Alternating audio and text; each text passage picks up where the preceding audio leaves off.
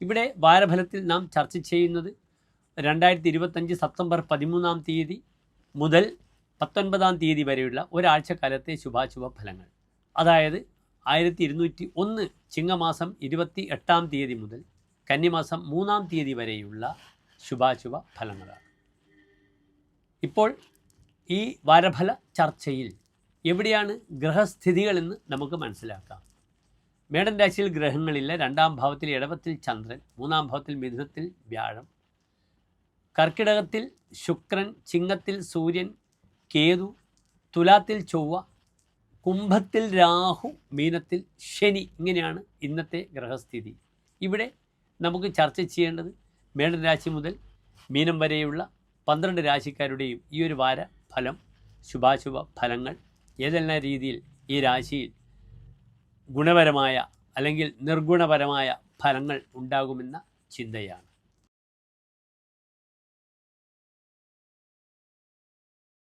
ഉത്തര നക്ഷത്രത്തിൻ്റെ അവസാനത്തെ 45 നാഴിക, അത്തം, ചിത്ര നക്ഷത്രങ്ങൾ വരുന്ന 2 നക്ഷത്ര സമൂഹമാകുന്നു കന്നിരാശി.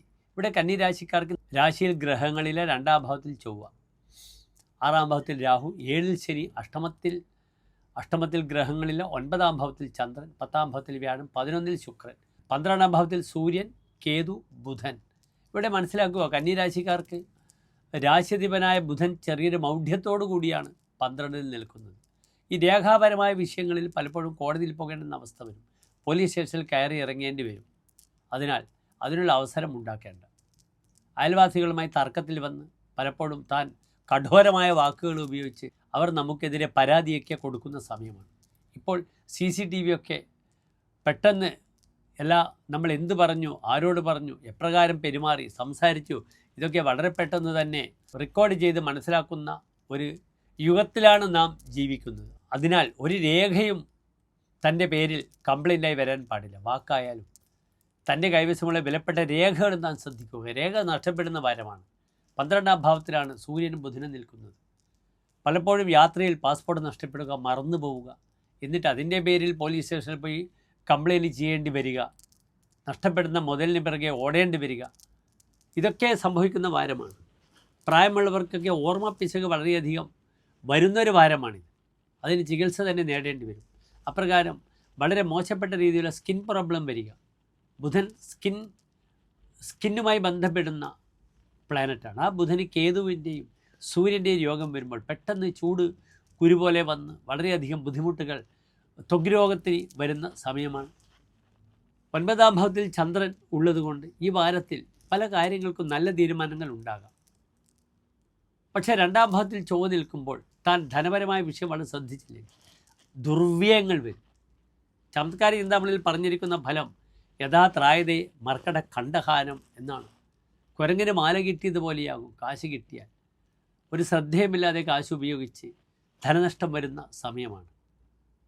പക്ഷേ ഇവിടെ 9-ാം ഭാവത്തിൽ നിൽക്കുന്ന ചന്ദ്രൻ ചില സൗഭാഗ്യങ്ങളെ പ്രദാനം ചെയ്യും.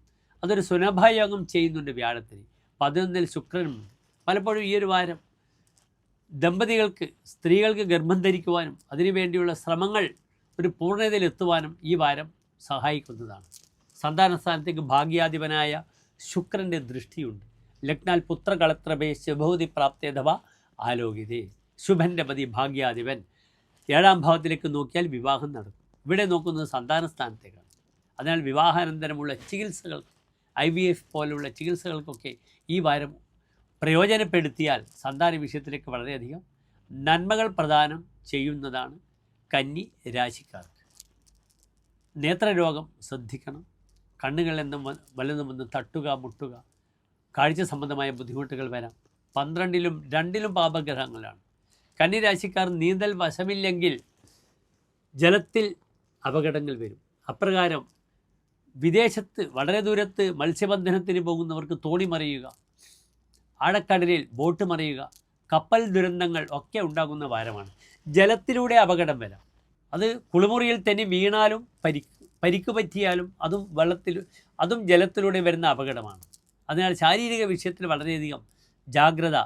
ജലം വില്ലനായി വരും, പ്രതിനായകനായി ജലം വരും. ജലത്തിലൂടെ അപകടങ്ങൾ ഉണ്ടാകാം. പല്ലുകളെ ജാഗ്രത പാലിക്കുക.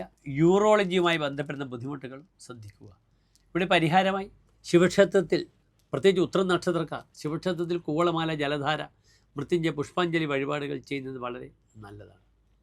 അപ്രകാരം ചിത്ര നക്ഷത്രക്കാർ സുബ്രഹ്മണ്യ സ്വാമി ക്ഷേത്രത്തിൽ സുബ്രഹ്മണ്യ പൂജ, പായസം വഴിപാടായി സമർപ്പിക്കുന്നത് വളരെ ഉത്തമമാണ്. എല്ലാ കന്നി രാശിക്കാർക്കും ശോഭനമായ നല്ലൊരു വാരത്തെ പ്രാർത്ഥിക്കുന്നു. നന്ദി, നമസ്കാരം.